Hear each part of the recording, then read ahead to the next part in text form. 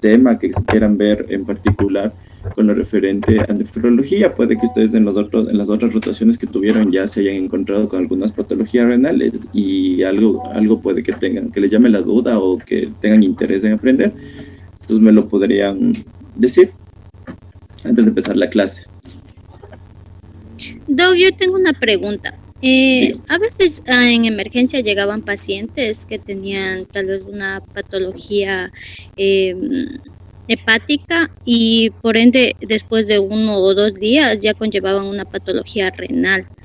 O sea, tal vez eso tiene algo que ver si ya hay una función hepática deficiente, el daño renal, o por qué se da el daño renal ya cuando hay una deficiencia hepática o una cirrosis o algo. Algún paciente llegaba ya con un daño hepático y después de 2, 3 días ya tenía una deficiencia renal o ya tenía una insuficiencia renal aguda. Sí, verá. En el caso del hígado y el riñón están entrelazados. Cuando ustedes tienen, por ejemplo, como dice su compañera, una cirrosis hepática descompensada, generalmente es el Child-Pugh-C, el paciente tiene ascitis y esto es lo que va a producir un síndrome hepatorrenal. De hecho, así se llama, síndrome hepatorrenal, en la cual hay por hipertensión portal, hay una redistribución del volumen sanguíneo y hay mayor volumen sanguíneo en el espacio esplácnico. Y también hay una vasodilatación periférica por la insuficiencia hepática.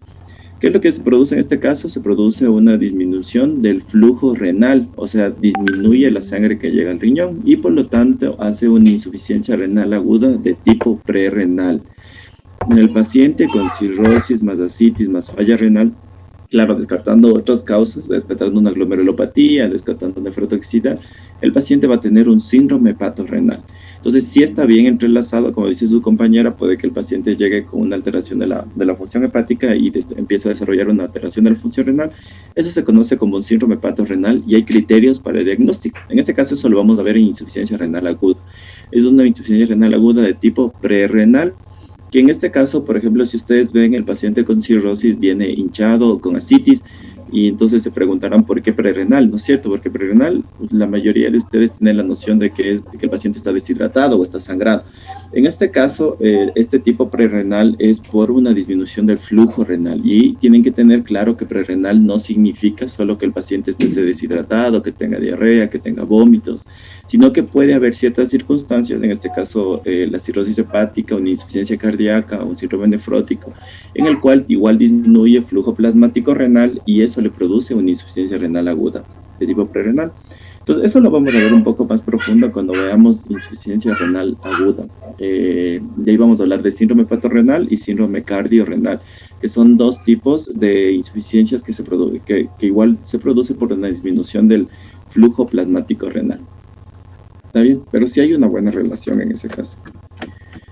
Doc, y con respecto a eso, o sea, ¿hay cómo resolver eso o ya queda con la insuficiencia renal o no hay cómo resolver eso? Claro, verá, cuando es una insuficiencia renal aguda, acuérdense que el concepto de aguda es que tiene potencial de reversibilidad, ¿no es cierto? Lo que pasa en la insuficiencia renal aguda, que usted lo que tiene que hacer es identificar cuál es la causa de la insuficiencia renal aguda.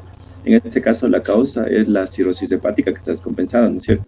Entonces, ¿qué tiene que hacer? Compensar la cirrosis hepática. O sea, tiene que poner diuréticos. En realidad, en el síndrome hepatorrenal bueno, hay dos tipos, el tipo 1 y el tipo 2. El tipo 1 es uno que es fatal, en realidad. Si al paciente no se le hace un trasplante hepático, el paciente fallece. Ahora, el tipo 2 es un poco más, la creatinina no sube tanto y en este caso se le administra albúmina y vasoconstrictores, terlipresina. Lógicamente nosotros en el hospital no tenemos ni albúmina ni terlipresina y los costos son muy altos. Entonces en ese caso se trata de compensar de otra manera al paciente, se le trata de forzar diuresis, muchas veces se ocupan vasopresores como la norepinefrina para aumentar disminuir, va a producir una vasoconstricción periférica, pero no son tan efectivos como el tratamiento. En este caso muchos pacientes si no responden a eso fallecen igual. Acuérdense que la cirrosis hepática es una enfermedad ya terminal del hígado, entonces esos pacientes inclusive no son candidatos para ser sometidos a reemplazo renal, que en este caso sería hemodiálisis. Se hace una cirrosis hepática tipo 1, que se anula completamente la función renal. El paciente si no está en lista de espera o no es candidato no se le hace diálisis y lógicamente el paciente va a fallecer.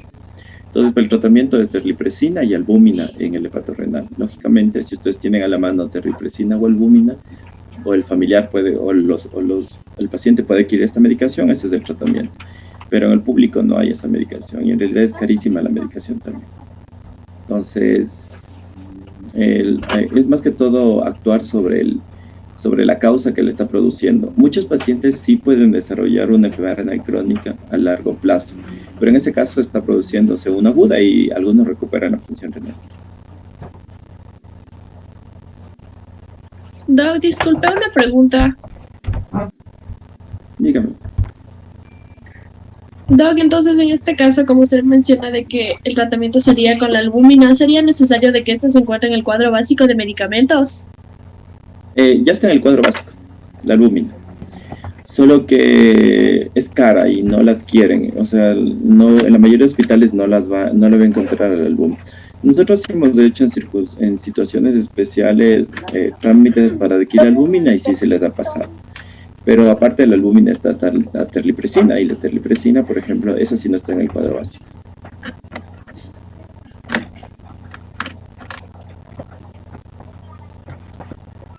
Doc, una última pregunta. En la cuestión de ingesta y excreta en lo que es en la función renal, cuando hay un daño renal agudo, ¿cómo se maneja eso de la ingesta y excreta? Porque cuando ha llegado un paciente que llega, como le digo, con un daño renal agudo, es súper importante lo que es la ingesta y todo lo que es líquidos y todo eso. ¿Cómo se puede manejar? O sea, como que algo básico de cómo se maneja un paciente con un daño renal agudo. Sí, verán, eso yo les enseño siempre en las prácticas. Yo les voy a dar en cada una de las rotaciones. De hecho, la primera clase es de eso de ingreso en balance hídrico. Verán, el balance hídrico es una relación que se saque todo lo que ingresa y todo lo que egresa, ¿no es cierto? Dentro de los ingresos, ustedes tienen que tener en consideración todo lo que se pase por vía oral o por vía parenteral. Eso hay una hojita en donde las licenciadas deben ir registrando todo lo que le administran, o sea, por la vía parenteral y por todo lo que le dan vía oral. Entonces, simplemente esos datos los copian, ¿no es cierto? Todo lo que ingresó vía oral, todo lo que ingresó vía parenteral. Y es lo otro que tiene que sacar una relación del agua endógena, que el agua endógena es el agua que se produce en el organismo por el metabolismo. En este caso eso lo calculan 5 por kilo del paciente, digamos pesa 70 por 5, 350. Y eso le suman a los ingresos. Entonces, ingresos tendríamos vía oral, todo lo que le pasa en vía oral, todo lo que le pasa en vía parenteral incluye medicación, soluciones, sangre, plasma, todo lo que le pasa en vía oral, vía parenteral. Vía oral todo lo que tome y el agua endógena. Eso suman y les va a dar un valor que serían los ingresos. Ahora, los egresos, eso va todo lo que pierden, ¿no es cierto? Ahí iría la diuresis, o sea, cuánto orinó. Por ejemplo, si tiene que calcular algo que se conoce como las pérdidas insensibles, que las pérdidas insensibles están entre la respiración y la respiración. En este caso, eso se calcula por kilo igual. Es 15 por kilo si pesa más de 50 kilogramos. Y es 10 por kilo si pesa menos de 50 kilogramos. Esas son las pérdidas insensibles.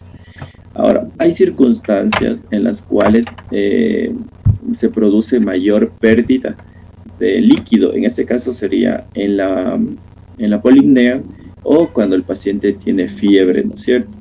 ¿Qué se hace ahí? Ahí se saca una relación, aparte de las pérdidas insensibles, tiene pérdidas adicionales, que en este caso sería, si por ejemplo ustedes tienen por más de 20 respiraciones, por cada 5 respiraciones se suman 100 cc por más de 5 respiraciones. Digamos, tienen 30 respiraciones, sumarían 200 cc. Ahora, la temperatura por cada grado centígrado que tiene, ustedes lo que van a hacer es aumentar. Por cada grado centígrado, por arriba de 37 grados, se suma 150. Entonces, esto de aquí son pérdidas insensibles extraordinarias y esas son las que tienen que sumar. Eso suma y eso le va a dar un balance. Y lo que al final va a salir es que, por ejemplo, los ingresos son positivos, los egresos son negativos, le saca la relación y eso le va a dar el balance que tiene en el paciente. Entonces, Eso ya depende del contexto clínico del paciente que ustedes tienen. Por ejemplo, si viene un paciente deshidratado, van a querer que tenga un balance positivo. Si tiene un paciente sobrehidratado, van a querer que tenga un balance negativo. Entonces se van a ir guiando en este balance a ver líquidos, le restringen o le ponen diuréticos, ¿no es cierto? Porque en dependencia del objetivo que ustedes tengan, si ustedes tienen, entonces lo que les digo, si el paciente está sobrecargado, lógicamente tienen que crear un balance negativo, siquiera de 2 litros, para poder corregir esa sobrecarga que tenga el paciente. Entonces, eso yo les voy a dar con ejercicios prácticos en cada una de las prácticas cuando rote. Entonces eso luego les mando problemas para que lo resuelvan más que todo, para que hagan balances. Pero eso se hace en todos los pacientes en los cuales quiera tener un adecuado control. Pacientes con insuficiencia cardíaca descompensada, con enfermedad renal, con una alteración de la función renal, quemaduras, hemorragias, postquirúrgicos, en todos los pacientes se les hace el balance hídrico. ¿Está bien? Entonces, ¿tienen alguna pregunta? Si no, ya para iniciar con la clase.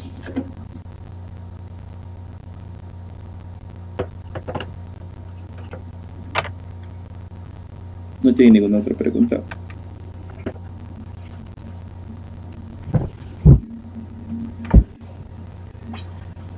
Ya.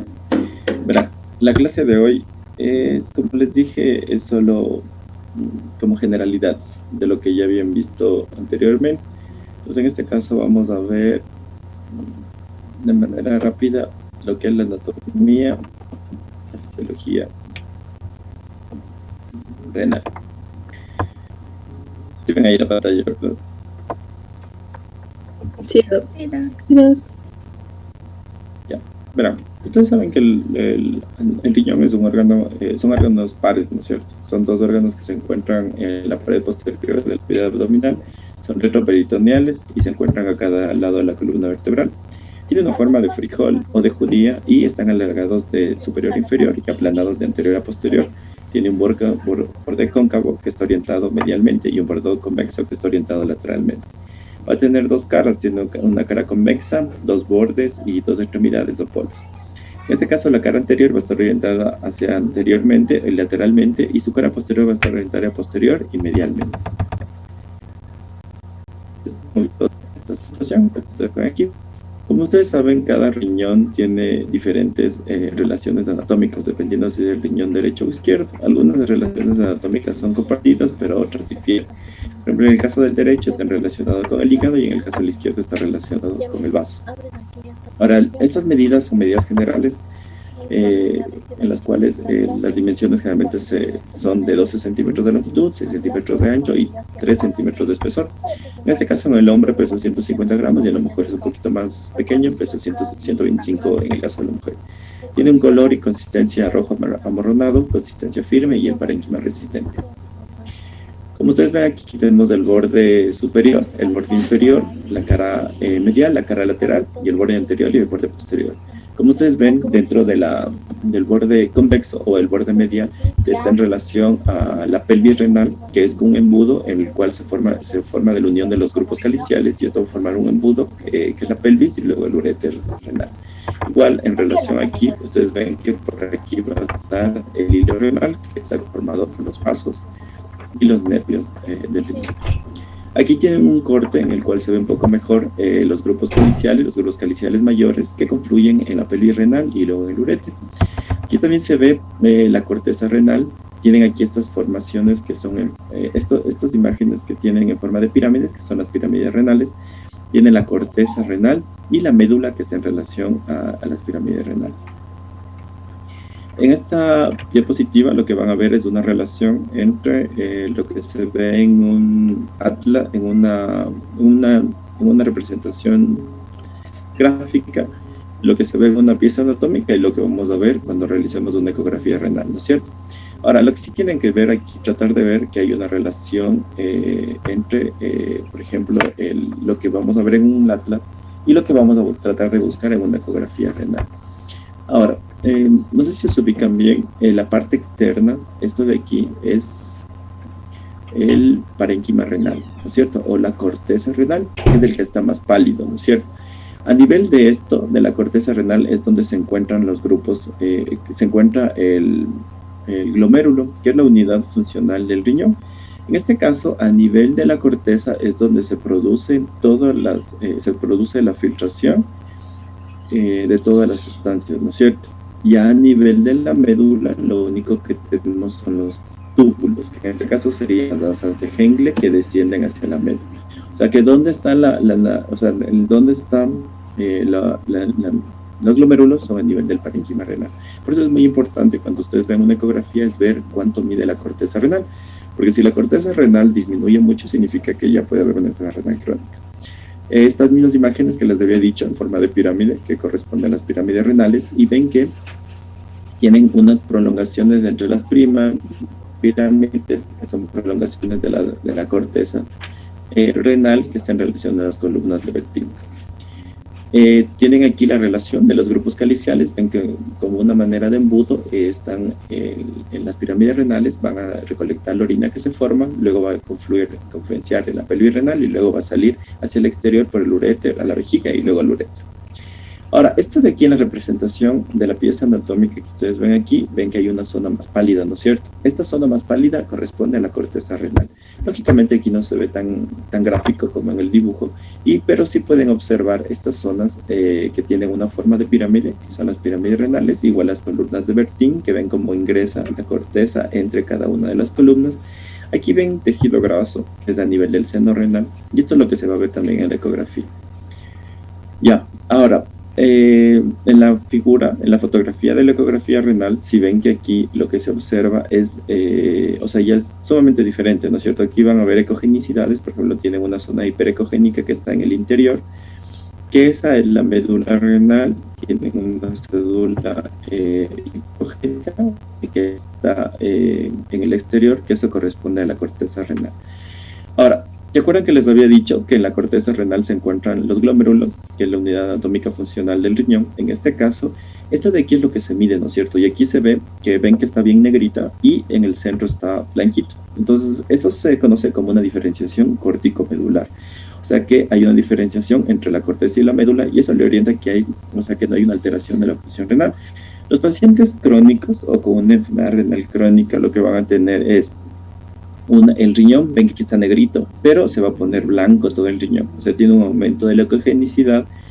El centro no se va a poder diferenciar del exterior, o sea, se va a ver todo como una sola imagen blanquita. Eso sería una pérdida de la relación córtico-medular. Y en este caso el riñón va a disminuir de tamaño. Se van a medir el riñón y el riñón va a estar más pequeño. Entonces, ¿qué les va a traducir que un paciente tiene una enfermedad renal crónica? Van a tener que el riñón va a estar pequeño, va a tener un aumento de la ecogenicidad, una pérdida de relación córtico-medular, ¿no es cierto? Entonces, cuando ustedes ven esa imagen o les describen esa imagen en una ecografía, eso representa que el paciente tiene una enfermedad renal crónica, o sea, que no es una lesión. O sea, si ustedes realizan una ecografía renal en la emergencia y viene un paciente con una alteración de la función renal, si ven esta imagen que ven aquí en la diapositiva, sería una insuficiencia renal aguda porque es un riñón normal, ¿no es cierto? Ahora, si ven una imagen como la que les describo, que ya les voy a indicar una foto después, eso sería ya una enfermedad renal crónica, ¿ya? ¿Tienen claro esto que les acabo de decir acerca de lo de la ecografía? Yo voy a tratar de hacerles un tutorial de la ecografía. En realidad, el día de ayer se me complicó bastante con los muchachos de rotación. Tuvimos que hacer 2 diálisis de urgencia en el hospital y ya entré a COVID y ya se me hace imposible salir de ahí. Entonces ahí también en el área COVID es complicado, o sea, esto de los celulares. Inclusive yo a veces dejo el celular afuera del área COVID. Entonces sí sería bueno que yo voy a ver si les grabo, sino un día que tengo un tiempito y luego les mando el video para ver lo de la ecografía renal. Entonces, a nivel de los vasos renales, acuérdense que el riñón, como ustedes ven en este esquema, el riñón es un órgano netamente vascular. Por eso es que los daños, alteraciones vasculares, por ejemplo, la arteriosclerosis, enfermedades vasculares como hipertensión arterial y diabetes mellitus producen una enfermedad renal crónica, ¿no es cierto? Ustedes ven en este esquema en el cual prácticamente casi todo el riñón se va. Entonces, de parte de los vasos renales tenemos que van a tener arterias y venas, ¿no es cierto? Un 70% de los individuos va a tener una única arteria renal y un 30% va a tener arterias renales accesorias. Eso no difiere mucho en realidad en cuanto a la funcionalidad. Eso solo es muy importante, por ejemplo, cuando un paciente va a ser donador de trasplante renal, lo ideal es que tenga solo una arteria renal. Porque si tiene muchas arterias accesorias, simplemente cuando se haga la disección puede que se haya, o sea, se ligue estas arterias accesorias y haya zonas de isquemia a nivel renal y lógicamente sería un riñón menos apto para un trasplante renal. Ahora ustedes cuando tienen una arteria renal, vamos a tener una arteria renal principal, vamos a tener una arteria renal principal anterior y una posterior, van a tener las segmentarias, luego de las segmentarias van a tener las interlobares, luego van a tener la estrellada. Luego de aquí ya se va a confluir con las venas y van a formar los glómerulos renales. Aquí se ve un poco mejor. Tiene la arteria renal principal, tiene la anterior, la posterior, tiene la segmentaria, de la segmentaria viene la interlobar, viene la interlobuliliar, luego viene el arciforme, ¿no es cierto? Entonces después eso va a confluir, acuérdense que luego viene la formación de los capilares glomerulares, como ustedes ven aquí, ven que en el nivel de la corteza viene aquí rodeando la pirámide renal, viene la interlobuliliar, viene el arciforme y luego viene la estrellada. Y ya ven que aquí, solo en la corteza renal, se encuentran los glomérulas, ¿no es cierto? Que son unidades, o sea, que son netamente vasculares. Entonces, ven que también en las columnas de Bertin, que como habíamos visto, son las prolongaciones de la corteza entre pirámide y pirámide. Ahora, vemos aquí un esquema en donde ya entran los capilares y estos son los capilares peritubulares. Los capilares peritubulares se van a producir a partir de la arteria aferente y la arteriola eferente. Como ustedes ven, tiene una distribución, si ven aquí, que va alrededor de los túbulos renales, ¿no es cierto? Va alrededor del asa de Henle. Entonces, este caso, como va alrededor del asa de Henle, tiene una distribución en asa. Esto es muy importante para el mecanismo contracorriente. No sé si ustedes leyeron alguna vez acerca del mecanismo contracorriente en fisiología renal. ¿No leyeron del mecanismo contracorriente? ¿Saben en qué consiste el mecanismo contracorriente?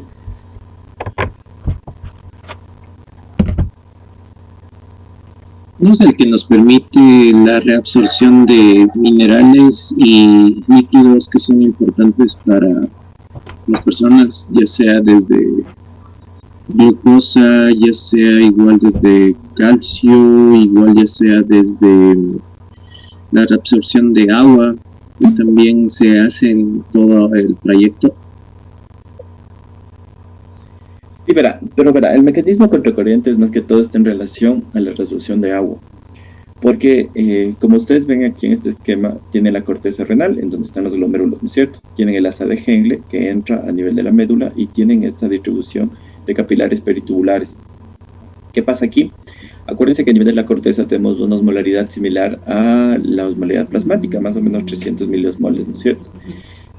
Pero a nivel, como se va acercando a la médula, la osmolaridad aumenta. Inclusive aquí puede haber una osmolaridad de 1200 a 1400. Ahora, ¿qué pasa cuando ustedes tienen diferentes osmolaridades? ¿Qué pasa con el agua y la osmolaridad? ¿Hacia dónde viaja el agua? Debería viajar de donde se encuentra a menor concentración a donde se encuentra a mayor concentración. Claro, diría de menor concentración a mayor concentración. Entonces, lo que pasaría es que si ustedes tienen, por ejemplo, a nivel de los capilares peritubulares, tienen una sustancia que está a una osmolaridad similar al plasma, que sería 300 miliosmoles, y algo pasa y está acá afuera una osmolaridad mayor, ¿qué pasaría? Que sería agua, ¿no es cierto? Se reabsorbería agua. Esto es el mecanismo contracorriente, o sea, aquí hay diferentes factores que influyen para esto. En realidad este mecanismo le va a ayudar a reabsorber agua, ¿no es cierto? En situaciones en las cuales haya una deflexión de agua. ¿En qué situaciones? Por ejemplo, aquí en los capilares peritubulares, bueno, en los túbulos renales, acuérdense que hay algo que se conoce como los canales de aquaporinas, ¿no es cierto? Los canales de aquaporinas se van a abrir, que son canales solo de agua, que se van a abrir en la presencia de vasopresina, que es una hormona que se segrega en situaciones de presión de volumen.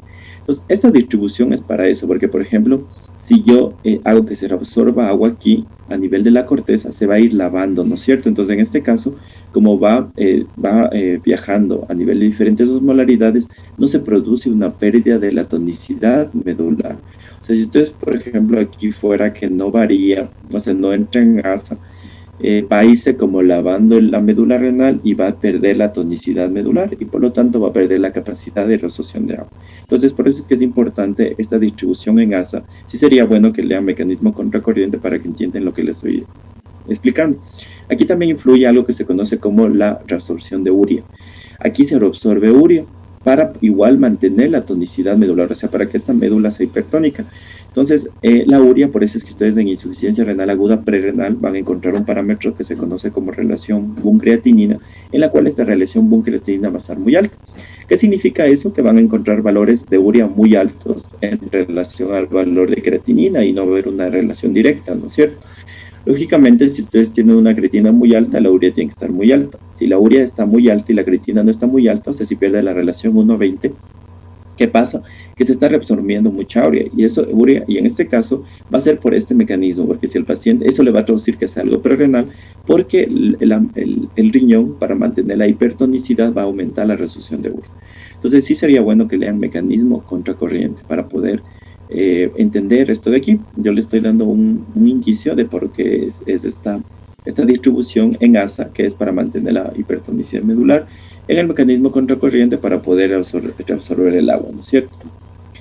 Ahora, dentro de aquí vamos a ver a nivel de las venas, igual puede haber variantes anatómicas, y las venas tienen los mismos nombres de las arterias que hemos visto. Lógicamente van a originarse a partir del capilar glomerular, de la arteria referente, y de aquí va a venir la vena arciforme, la vena arcuata, la vena interlobular, la vena interlobular y luego la vena principal, ¿no es cierto?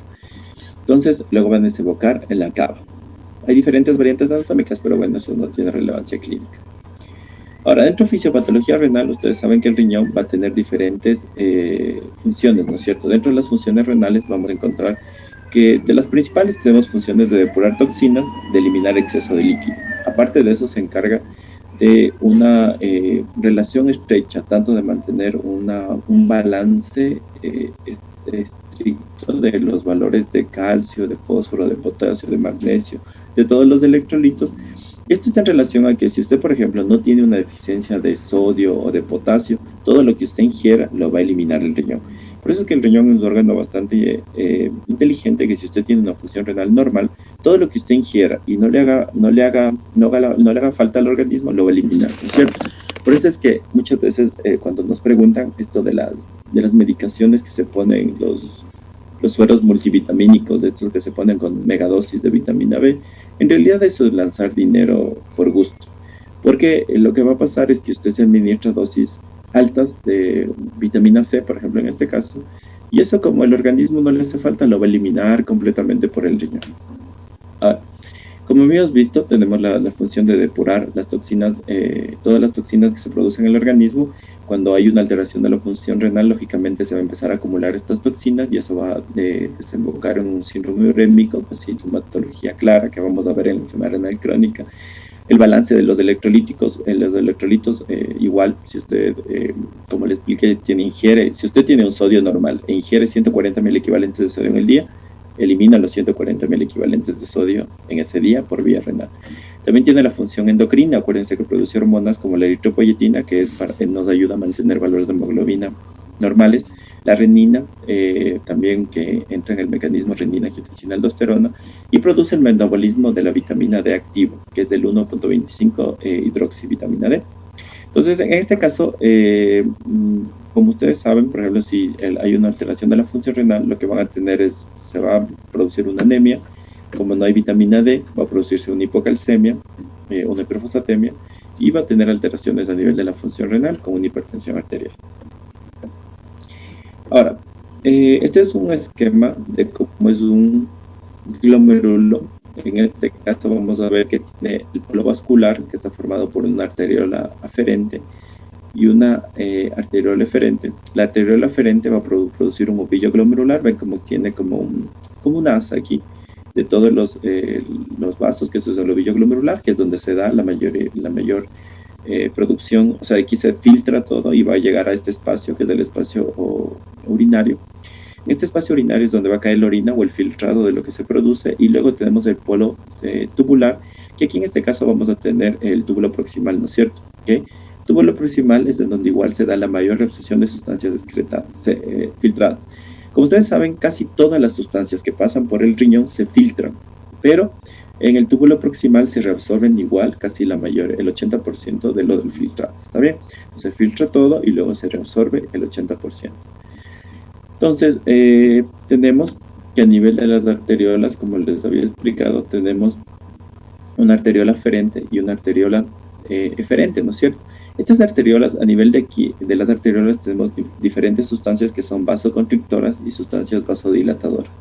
Estas sustancias vasoconstrictoras, como la vasopresina, como la angiotensina, o sustancias vasodilatadoras como las prostaglandinas, el óxido nítrico, estas sustancias van a estar en una relación. Como ustedes ven aquí en la primera fila, tenemos cuando hay van a estar en una relación, o sea, igual sustancias vasodilatadoras, igual sustancias vasoconstrictoras. No va a haber alteraciones de la vasculatura tanto aferente como eferente, ¿no es cierto? En este caso, el flujo plasmático renal no se va a modificar y la tasa de filtrado glomerular tampoco se va a modificar. Ahora, ¿qué pasa en el caso de que haya una vasoconstricción de la arteriola aferente? En este caso, lógicamente, como por la arteriola aferente llega sangre al ovillo, ¿qué va a pasar? Si hay una vasoconstricción de la arteriola aferente, va a disminuir el flujo plasmático renal y por lo tanto también va a disminuir la tasa de filtrado glomerular, ¿no es cierto? Entonces, en este caso vamos a ver que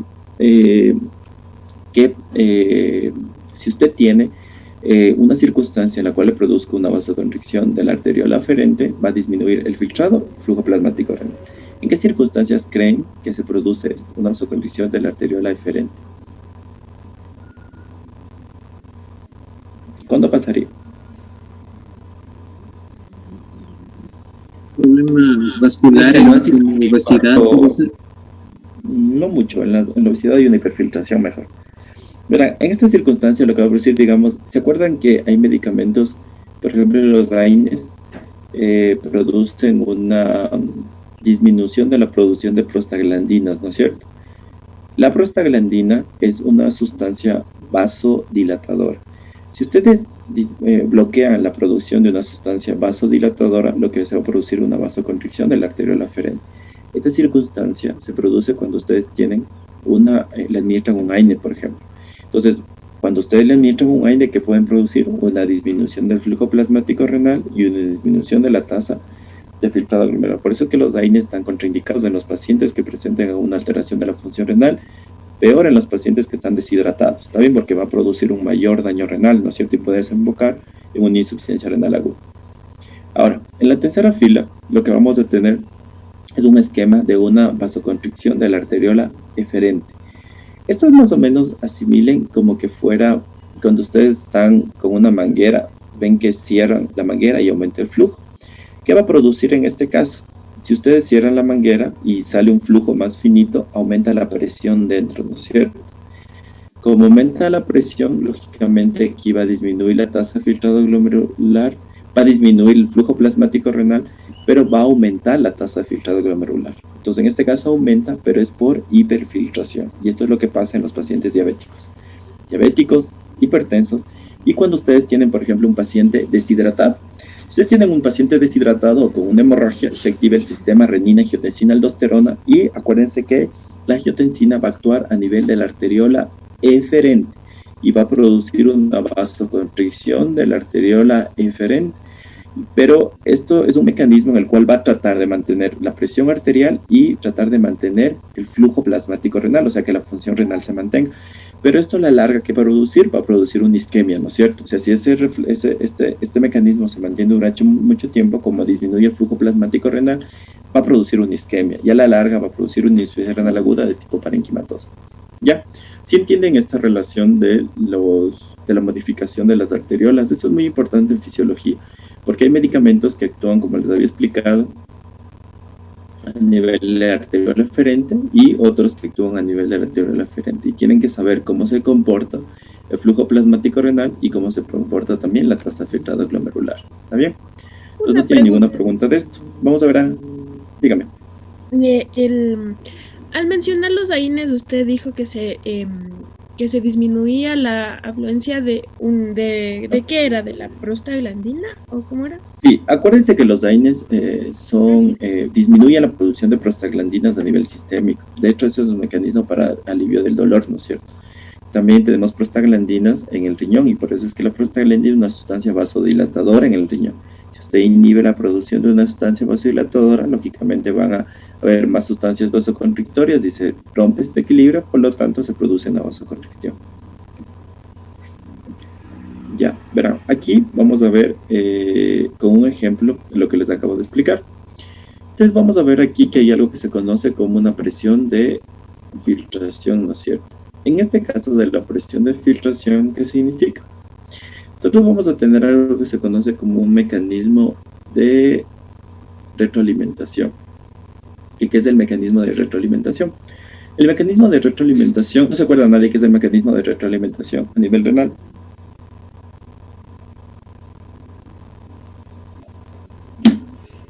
No, doc.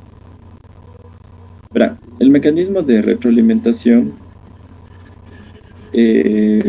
dice que ustedes van a tener un umbral de presión arterial en el cual la filtración no se va a modificar. ¿Qué significa? Que ustedes tienen unos rangos de presión arterial en que si está dentro de esos rangos, la presión arterial no se va a modificar. Estos rangos son entre 60 y 160 de media, ¿no es cierto? ¿Qué pasa si ustedes va a disminuir menos de 60? O sea, si ustedes, por ejemplo, aquí tienen una presión arterial normal, el filtrado se va a mantener normal. Ahora, ¿qué pasa si la presión arterial baja? ¿No es cierto? Si baja la presión arterial, pero no baja del umbral que les había comentado de una media de 60, igual la tasa de filtrado glomerular se va a mantener normal. Ahora, ¿qué pasa si ustedes tienen una presión arterial más baja del umbral que les había comentado? Por ejemplo, baja menos de 60 milímetros de mercurio de media. En este caso, ahí ya va a disminuir el flujo plasmático renal y va a disminuir la tasa de filtrado glomerular, ¿no es cierto? Esto es el mecanismo de retroalimentación. Y en este caso, eso les va a explicar por qué ustedes cuando tienen un paciente con hipotensión arterial mantenida, chocado, deja de orinar, ¿no es cierto? Entonces, en este caso, disminuye el flujo plasmático renal, disminuye la tasa de filtrado glomerular, y en este caso, como cae la presión arterial, ya cae también el filtrado glomerular, pero fuera de este rango que es el que les había comentado. Ahora, en este caso, lógicamente, ustedes si tienen ese paciente, ¿qué van a hacer? O sea, ¿cuál sería el tratamiento? Porque el paciente les llama, bueno, no llama, porque no orina, ¿no es cierto? Le llaman y dicen, no, el paciente no orina. Entonces, ¿qué harían en ese caso ustedes? Doc, o sea, específicamente sería un paciente de la tercera edad o podría ser un paciente con pérdida sanguínea, porque con todo lo que dice es como que un paciente probable por una pérdida de sangre. Pudiera ser una pérdida, si un paciente llega a una hemorragia, lógicamente sería por pérdida de sangre, y en ese caso, ¿qué haría? Pasar un bolo o tal vez si es mucha la pérdida sanguínea, transfundir sangre. Claro, en este caso su respuesta sería pasarle volumen, ya sea con hemoderivados o con solución, ¿no es cierto? Ahora, pero esta circunstancia no se va a presentar solo en pacientes que están perdiendo volumen. Por ejemplo, este caso se puede presentar también con una imposición, con un choque séptico. El paciente puede no requerir volumen o requerir volumen inicialmente y luego puede que no tenga presión arterial. Eso ustedes se van a ir guiando bastante. Por ejemplo, si ven el paciente que está sangrando, lógicamente volumen. Si está deshidratado, si está con vómitos, diarrea, es volumen, ¿no es cierto? Pero si ya ven un paciente que ya está sobrecargado, o sea, que ya le hidrataron adecuadamente o le pasaron volumen, en el choque séptico siempre se pasa volumen al inicio y se evalúa la respuesta. Y ven que ya inclusive está edematizado, no le van a seguir poniendo volumen, ¿no es cierto? Porque van a empeorar la circunstancia. La sobrecarga hídrica en los pacientes críticos aumenta la mortalidad. Entonces, en este caso, lo que van a hacer es ponerle apoyo. ¿Qué son los apoyos? No sé si ustedes lo vieron en farmacología, que los apoyos son medicamentos en los cuales va a mejorar, dependiendo de la circunstancia, va a aumentar la presión arterial, ¿no es cierto? Si es un choque séptico, lo que tendría que ponerle es norepinefrina. Si es un choque cardiogénico y tiene una disminución de la contractibilidad cardíaca, tienen que ponerle dobutamina. Eso depende de la circunstancia en la cual se choque, ¿no es cierto? Si el paciente no responde a volumen o no tiene criterio de pasarse a volumen, no pueden esperar y tienen que poner un apoyo, ¿no es cierto?, con un vasopresor o con un ionotrópico. Ahora, cuando pasa esto, ya en realidad se va a desencadenar, ¿qué mecanismo les había dicho? Se activa el mecanismo renina, angiotensina, aldosterona, ¿no es cierto? Cuando se desencadena el mecanismo renina, angiotensina, aldosterona, que va a ser una adaptación a la hipoperfusión renal, se va a producir una vasoconstricción de la arteriola eferente, que es la arteriola que tenemos acá abajo. ¿Qué va a producir la arteriola eferente? Igual va a seguir disminuyendo el flujo plasmático renal, pero se va a mantener la tasa de filtrado glomerular, como es en el esquema que vimos visto antes, ¿no es cierto? Entonces, va a mantener la función renal, pero a expensas de una disminución de la perfusión renal, y en este caso eso puede desencadenar una isquemia renal. Ahora, esto es una situación normal, una situación que podría pasar en un paciente, como dice su compañera, con una hemorragia y una adaptación a la hipoperfusión renal con la activación del sistema renina-angiotensina-aldosterona. Ahora, ¿qué pasa cuando les había comentado? Por ejemplo, le ponen un AINE, ¿no es cierto? O le ponen un YECA, que es el primer gráfico que ven aquí. ¿Qué pasa cuando ustedes le ponen un YECA? ¿Qué hacen los YECA? ¿Cuál es el mecanismo de acción de los YECA? Inhibía las enzimas COX-1 y COX-2, entonces así se baja el dolor, pero también se inhibe la formación de otras prostaglandinas, como se dice. Los YECA. ¿Qué hacen los YECA? Es un inhibidor de la enzima convertidora de angiotensina, ya. O sea, lo que te inhiba es el sistema renina-angiotensina-aldosterona, ¿no es cierto? Ahora, ¿qué habíamos visto en una adaptación a la situación normal? Que se active el sistema renina-angiotensina-aldosterona. ¿Qué pasa si usted a esta adaptación normal la bloquea con un YECA? No se va a poder dar la adaptación, y en este caso es el gráfico que ven ustedes aquí, que no se puede dar la vasoconstricción de la arteriola eferente, por lo tanto cae el filtrado glomerular. Entonces tienen que tener mucho cuidado con los YECAs, porque los YECAs pueden producir mayor daño, ¿no es cierto? Entonces, ustedes tienen un paciente con insuficiencia renal aguda o un paciente hipovolémico, lógicamente no pueden ponerle YECA porque van a bloquear este sistema que está tratando de mantener la función renal. Lo otro que habíamos visto es esto de los AINES, que en el caso de los AINES, como dice su compañero, disminuye la producción de prostaglandinas, por lo tanto disminuye el flujo plasmático renal, es hipotensa, se produce una dilatación, una vasoconstricción. En este caso cae más la tasa de filtrado glomerular. ¿Está bien? Ahora, dentro del trabajo tubular, ustedes saben que tenemos diferentes segmentos a nivel del túbulo. Tenemos el túbulo proximal, el asa de Henle, que tiene una rama descendente delgada, el asa, y una rama ascendente gruesa. Tenemos el túbulo distal, el túbulo colector. Ahora, ¿qué pasa? Acuérdense que le habíamos dicho que casi todas las sustancias se filtran y el túbulo proximal se reabsorbe más o menos el 80% del filtrado. Además, aquí se reabsorbe bicarbonato, glucosa, aminoácidos y fosfato.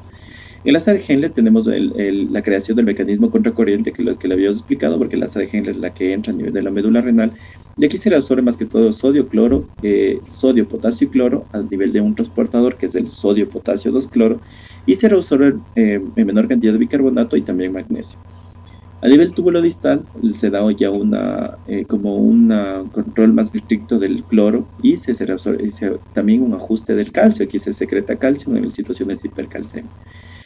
A nivel de el túbulo colector, tenemos dos tipos de túbulos. Tenemos un túbulo colector cortical y el túbulo colector que puede estar a nivel medular.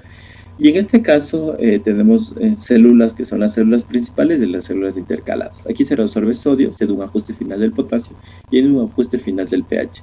Igual en el otro túbulo colector tenemos mantenimiento del pH, un ajuste del volumen y una concentración del orina. Entonces, en el túbulo colector, más que todo, se da la acción de diferentes no transportadores, sino canales en los cuales tenemos los de NAC y tenemos los canales de potasio. Ahora, ¿cómo van a entender ustedes lo de trabajo tubular? De trabajo tubular tienen que leer cuáles son los transportadores que están en cada uno. En realidad, yo creo que se les hace un poco más sencillo y didacto aprendiéndose con los diuréticos que actúan a nivel de cada túbulo, ¿no es cierto? Por ejemplo, a nivel del... ustedes para producir diuresis, lo que vamos a hacer, la mayoría de diuréticos son natriuréticos. ¿Qué son los natriuréticos? Son medicamentos que inhiben la reabsorción de sodio y por lo tanto produce una diuresis porque el sodio arrastra agua, ¿no es cierto? Ahora, de los diuréticos que ustedes conocen, por ejemplo, la acetazolamida, ¿a qué nivel actúa?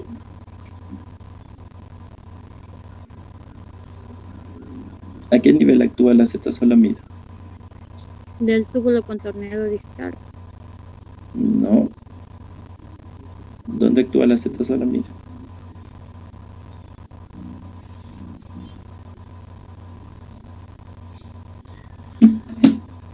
¿Alguien?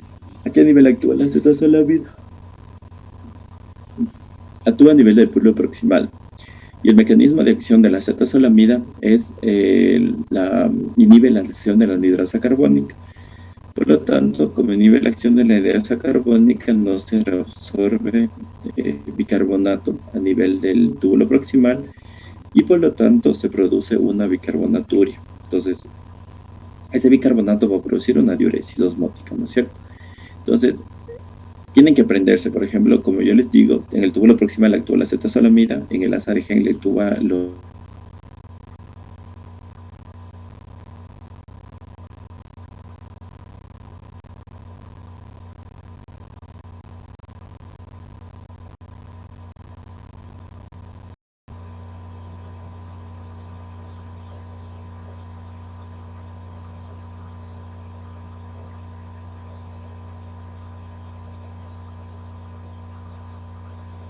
diuréticos.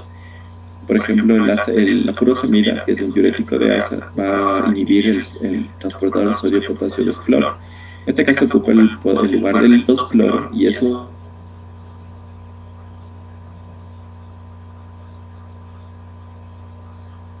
hipercalemia. Y una complicación puede ser la hipocalemia. Entonces, tienen que tener claro esto. Entonces, van a leer en el trabajo tubular los diuréticos y diuréticos a qué nivel nomás actúan para poder entender esto del trabajo tubular. Ahora, lo que ven ahí es una fotografía de lo que corresponde a una membrana, una barrera de filtración. Lo que van a ver ahí es una fotografía con un microscopio electrónico en el cual vamos a ver el ovillo glomerular. En este caso, el ovillo glomerular vamos a tener que va a tener tres partes la barrera de filtración. De adentro hacia afuera vamos a tener el endotelio fenestrado, tenemos la membrana basal glomerular y tenemos los pies de los podocitos.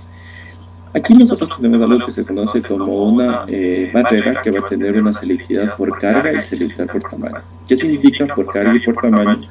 Que, por ejemplo, a nivel del endotelio fenestrado va a haber unos poros, por eso es fenestrado, que va a impedir todo lo que sea mayor al tamaño de los poros, mayor a 70 astro.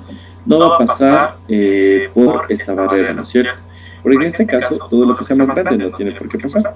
Luego viene la barrera basal glomerular, que va a estar formada por una membrana rara interna, una membrana basal y una membrana rara externa, formada por colágeno tipo 4, por proteoglicanos y por heparansulfato. ¿Qué pasa? Que el heparansulfato le da una carga eléctrica negativa a la membrana basal glomerular. Y en este caso, toda sustancia que tenga una carga negativa, lo que va a producir es que se va a repeler, ¿no es cierto? Cargas negativas se oponen, cargas opuestas se atraen. Entonces, todo lo que sea carga negativa por selectividad por carga no va a pasar la barrera de filtración. Las proteínas tienen carga positiva. Por eso es que las proteínas no se filtran por el riñón, porque tienen una selectividad por carga. Luego vienen los pies de los podocitos, que en este caso los podocitos tienen unas prolongaciones primarias, secundarias, inclusive terciarias, y eso va a formar, que es el diafragma del diafragma de hendidura, que en este caso es la unión de los pedicelos, va a dejar un espacio. Igual aquí tiene una selectividad por tamaño. Entonces, si ven que tienen tres barreras que van a producir, van a ir seleccionando las sustancias que van a pasar por la barrera de filtración. Por ejemplo, tenemos el eritrocito, mide más o menos 120, ¿no es cierto? Entonces, ese no va a pasar por el endotelium fenestrado porque tiene un tamaño menor. Entonces, en este caso, si ustedes tienen una hematuria glomerular, significa que hay un daño a nivel del endotelio, un daño a nivel de la membrana que pasa glomerular que va a dejar pasar este eritrocito. Entonces, en este caso, si una hematuria glomerular pudiera estar en relación a un daño a nivel de la membrana glomerular en el curso de una glomerulopatía. Ya, y esto es lo que les estoy hablando. En el caso de ustedes, el trabajo tubular, ustedes tienen que vamos a tener una filtración, vamos a tener una reabsorción, una secreción, que es el 2, y una reabsorción, ¿no es cierto? ¿Qué significa esto? Que ustedes, por ejemplo, para tener un marcador ideal de la barrera de filtración, tendríamos que algo que solo se filtre, ¿no es cierto? O sea, si solo se filtra, lo que nos va a dar es, en realidad, cuánto es el filtrado del paciente. Nosotros, por ejemplo, tenemos un marcador de función renal que es la creatinina. En este caso, la creatinina no es un marcador ideal, porque la creatinina se filtra, pero también se reabsorbe. Bien, se secreta. En este caso, se filtra y se secreta, y la secreción aumenta conforme va disminuyendo la tasa de filtrado glomerular. Por ejemplo, si un paciente va disminuyendo la función renal con un filtrado cada vez más bajo, va a aumentar la secreción. Por lo tanto, a peor función renal es peor marcador de daño de función renal la creatinina. Sin embargo, no tenemos otro marcador endógeno que nos puede evaluar cómo está la función renal. Por eso es que nosotros ocupamos la creatinina como marcador endógeno. Sin embargo, no es un marcador ideal. Marcador ideal exógeno es la inulina, que eso lo han visto en fisiología, que la inulina se filtra libremente por el riñón, no se secreta y tampoco se reabsorbe. Por eso es que en estudios experimentales siempre se ocupa la inulina como un marcador de función renal, porque solo se filtra. Ya, entonces hasta ahí vamos a ver el día de hoy. No sé si tienen alguna duda, tienen que estudiar varias cosas para que puedan entender. Entonces, trabajo tubular sí necesito que estudien guiándose más que todo con los diuréticos. Entonces tienen que leer diuréticos y les voy a preguntar diuréticos la otra clase, para que puedan asimilar el trabajo tubular y de paso que repasen los diuréticos que nosotros ocupamos en nefrología. No sé si tienen alguna duda o alguna pregunta.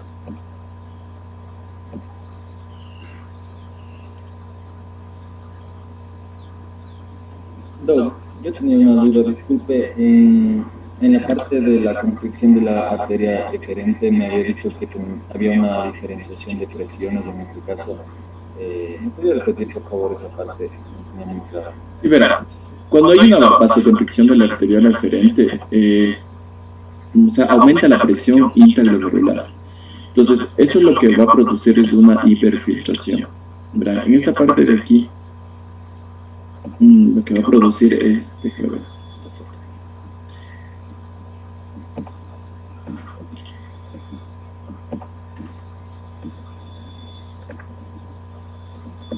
Es aquí. Espera. Aquí es.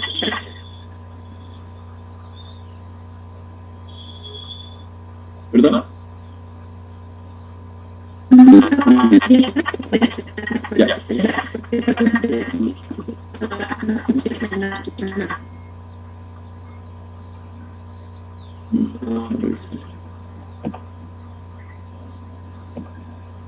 Ya. Verá, en el caso de aquí, el de la arteriola aferente entra sangre, ¿no es cierto? Entra el capilar glomerular, luego se filtra y luego sale por la arteriola eferente. ¿Qué es lo que pasa? Si hay una vasoconstricción de la arteriola eferente, lógicamente va a aumentar la presión en el capilar glomerular, ¿no es cierto? Como aumenta la presión en el capilar glomerular, eso va a aumentar la filtración y se produce un estado de hiperfiltración. Eso pasa en los diabéticos y pasa en los pacientes con sobrepeso, porque hay un aumento de la actividad de la adenina, angiotensina, aldosterona, por lo tanto aumenta la vasoconstricción de la arteriola eferente.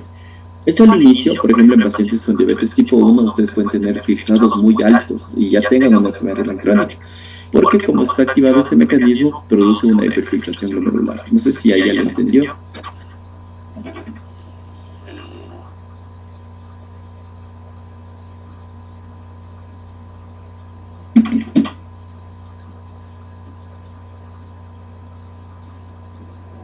Sí, no, gracias, ya lo entendía ya. ¿Alguna otra pregunta que tengan?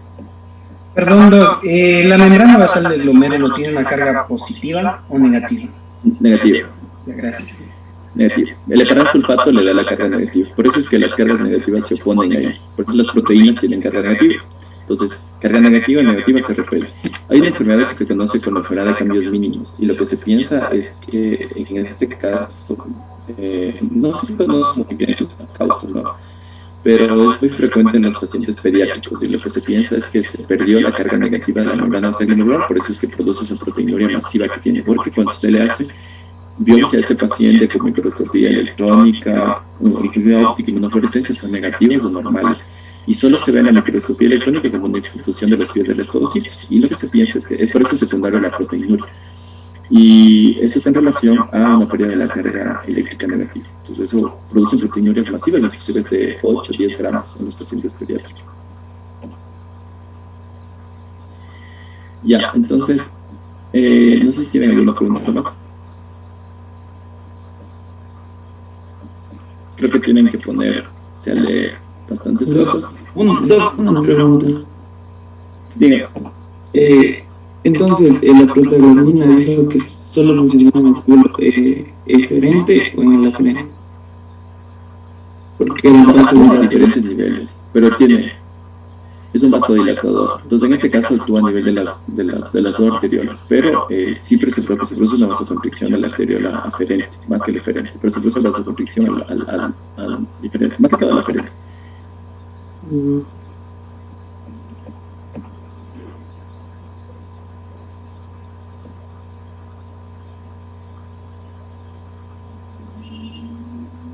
¿Ya tienen alguna otra pregunta?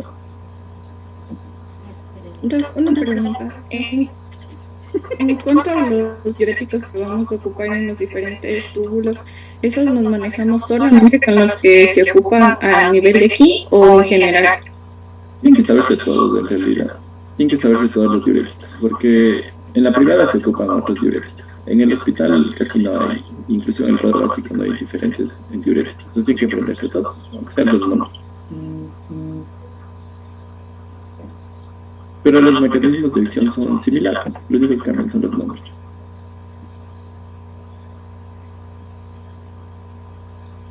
Gracias. ¿Ya? ¿Tienen alguna otra pregunta?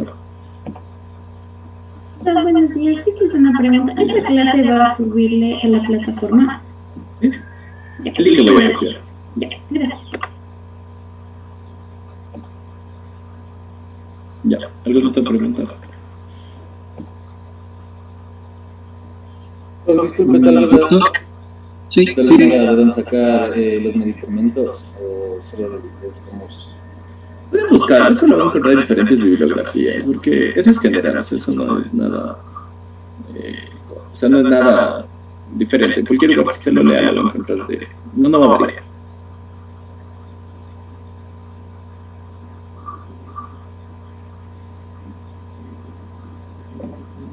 Con respecto al grupo de rotación, dígame. Sí, con respecto al grupo de rotación, no sé si vamos a tener hoy rotación o para qué día quedaría.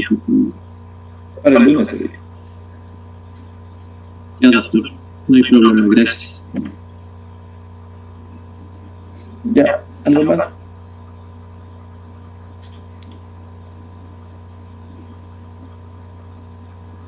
Ya, muchachos, entonces nos vemos con todos el otro jueves, y con los de la rotación el viernes, con más estudiar.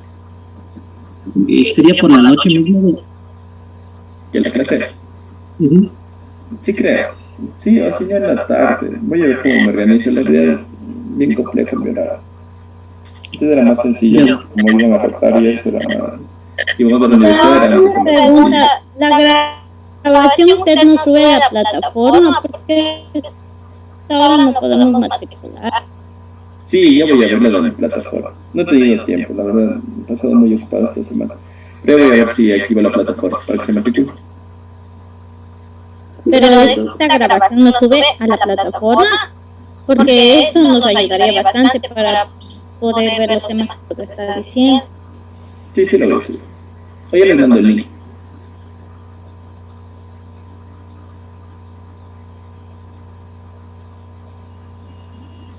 Ya, muchachos, que tengan un buen fin de semana, porque vas a estudiar entonces. Gracias, Doc. Gracias. Gracias, Doc. Hasta luego.